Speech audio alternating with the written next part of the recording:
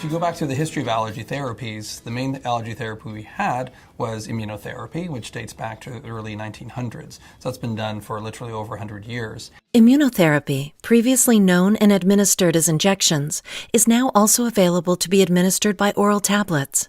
Both methods treat the root cause of environmental allergies. So immunotherapy is the process whereby you gradually introduce an allergen to the person who suffers allergies to try to get to a high enough dose, present it to the immune system in a different way to create tolerance.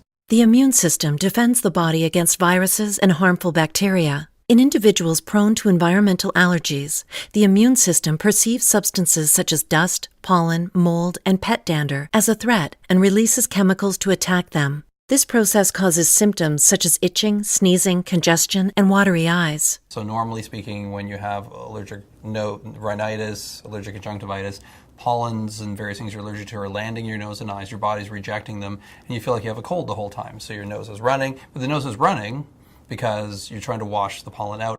In Canada, with each change of season, there are varying allergens or triggers for this immune response. When seasonal allergies kick in, there's a certain pattern to them. So the first thing to come up in the springtime is tree pollen. That would be typically April, May, June. Grass season then overlaps, which is May, June, July. People refer to June grass. And then you've got ragweed, which is mid-August till the frost. If you're unfortunate enough to be allergic to mold spores, that will start as soon as the snow melts, and that will continue until the snow falls on an up and down basis, scattered throughout the spring, summer, and fall. As perennial allergies go, that typically would be dust mite, potentially molds in the home, although that's more rare, and pets. Over-the-counter and prescription antihistamines, often recommended by family doctors, temporarily relieve the troublesome symptoms of allergy. The usual things I sit down to talk to a patient about, first of all, avoidance of the allergen.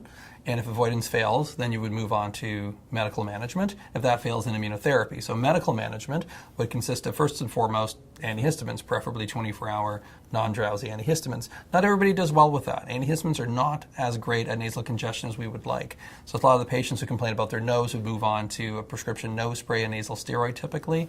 And if their eye symptoms are outstripping the ability of the pill to work for their eye symptoms, they would move on to some sort of prescription eye drop, typically one containing an antihistamine. If those fail, that's when we often would then consider the immunotherapy process.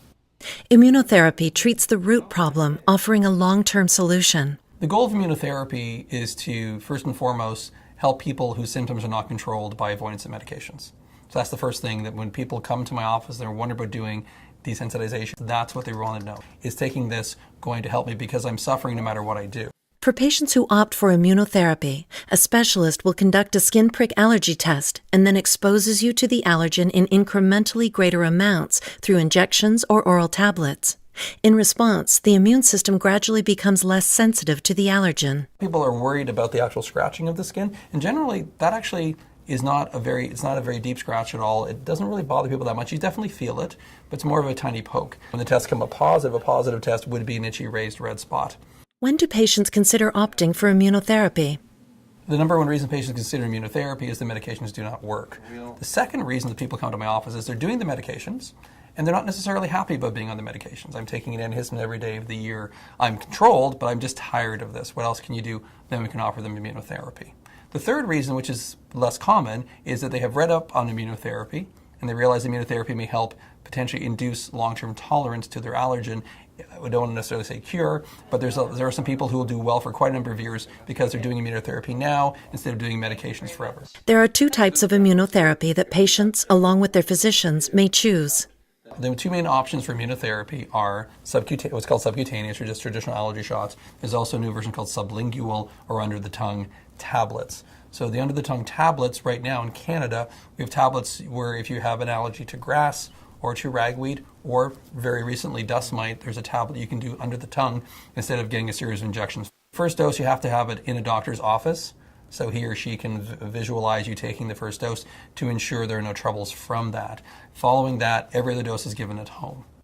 As immunotherapy requires long-term commitment, and there are differences between both injection and oral options in terms of frequency and schedule, it's important to discuss with your healthcare provider the best option for your lifestyle. To learn more about immunotherapy for treating allergies, please speak with your family physician or allergist.